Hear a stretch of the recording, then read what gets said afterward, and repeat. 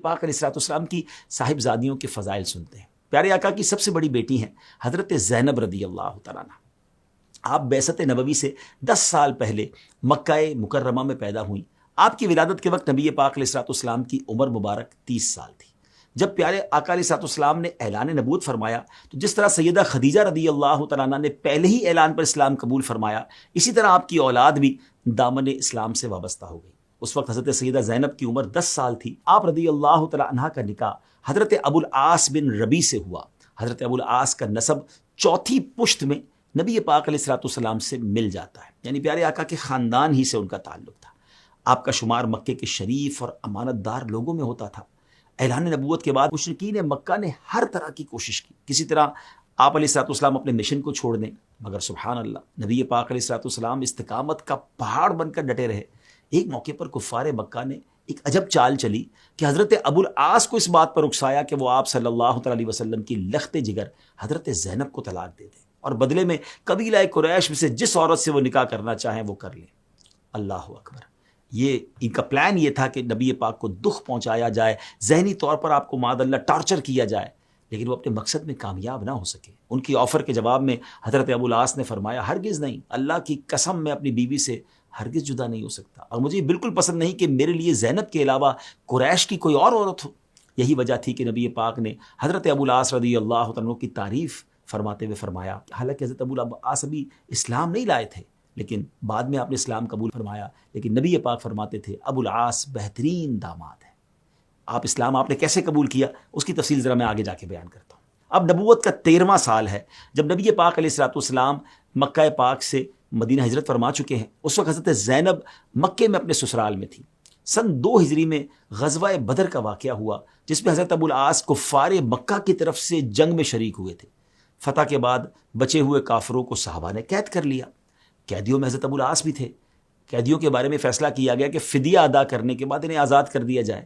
چنانچہ اہل مکہ نے اپنے اپنے قیدیوں کو چھڑانے کے لیے فدیے بھیجنا شروع کیے، یعنی مکے سے فدیہ آتا تھا جو بھی اس کی رقم تھی، اور اس کے بدلے قیدی رہا ہوتے تھے۔ اب حضرت ابو العاص جو ہے وہ مسلمانوں کی قید میں ہے اور مدینے میں ہے، بی بی زینب جو ہے وہ مکہ پاک میں ہے، تو انہوں نے اپنا وہ ہار بھیجا جو آپ کو حضرت خدیجہ رضی اللہ تعالیٰ عنہ نے جہیز میں دیا تھا۔ نبی پاک نے جب اس ہار کو دیکھا تو اب آپ پر بلا اختیار رقت کی کیفیت طاری ہو گئی۔ حضرت خدیجہ رضی اللہ تعالیٰ عنہ کی یادیں تازہ ہو گئیں۔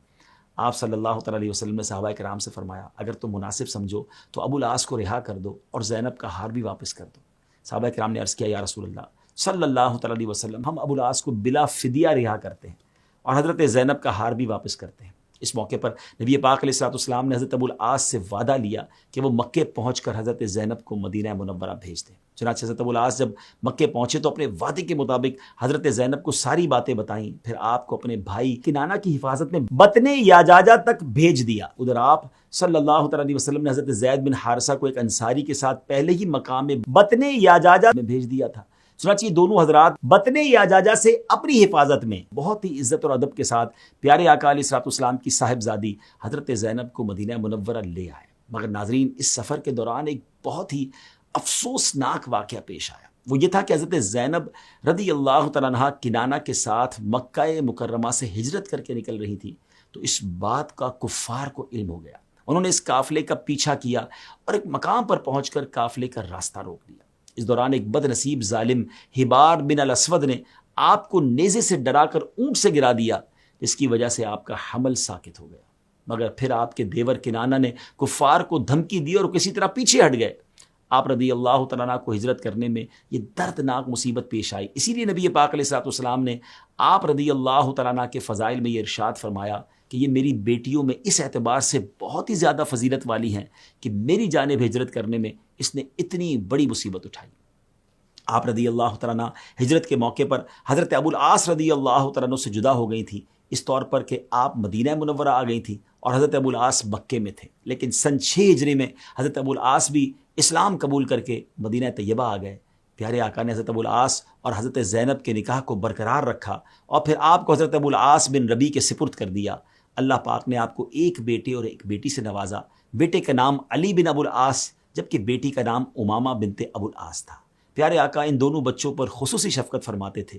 بیٹے علی بن ابو العاص کا بھی بچپن ہی میں انتقال ہو گیا تھا اور حضرت امامہ رضی اللہ تعالی عنہا کے ساتھ پیارے آقا کی محبت و شفقت مثالی تھی۔ ابھی ہم نے سنا کہ ہجرت کے دوران حضرت زینب کے ساتھ ایک افسوسناک واقعہ ہوا تھا، جس کی وجہ سے آپ زخمی بھی ہو گئی تھیں۔ کچھ عرصے کے بعد آپ رضی اللہ تعالیٰ عنہ کا وہی زخم دوبارہ تازہ ہو گیا، جو آپ کی وفات کا سبب بنا۔ اسی وجہ سے بہت سے علماء کرام کی رائے یہ ہے کہ آپ کو شہیدہ کے نام سے تعبیر کیا جانا چاہیے۔ آپ 8ویں ہجری کے سٹارٹ میں اس دنیا سے رخصت ہوئی۔ حضرت انس فرماتے ہیں کہ جب حضرت زینب کی قبر تیار ہو گئی تو نبی پاک علیہ الصلوۃ والسلام خود اس قبر میں اترے۔